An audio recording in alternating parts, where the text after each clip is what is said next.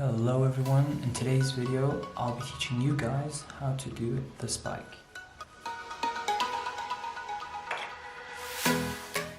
It looks something like that. It's really easy and it's a fundamental in Kendama, because after you learn this you can be learning these type of spikes, which look something like this. Just like that. That was cup to spike, and then you can learn other variations like juggle to spike, all those hard ones.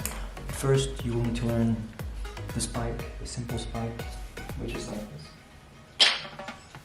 Now, how do you do this? The first step is to hold it just like this with your thumb and first finger touching the cup. The two cups here, you hold it like this with the rest of your fingers resting. Don't hold it like this, hold it like this. Okay? Now, next step. You drop it like this, you let it fall. Then you pull straight up in the air. You pull it straight up in the air. Not to the side, because if you do that, then the ball will turn. You don't want that, you want the ball to go whoop, straight up and fall into the cup. Go straight up. Now a little tip is to use your knees, so use your knees please. That's how you do it, and if you still have difficulties doing this trick, well, what you can do is spin the ball. I'll show you how you do that. You hold it with your right hand.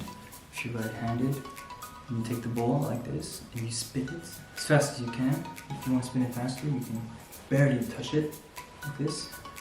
And if it spins in all ways, you see, that's not perfectly straight. What you do is you hold it like this, wait for it to be straight, then you pull it straight up, and that's how you do the spike. I hope you guys enjoyed the video. Don't forget to share, comment, and like the video, and I'll see you guys in the next one.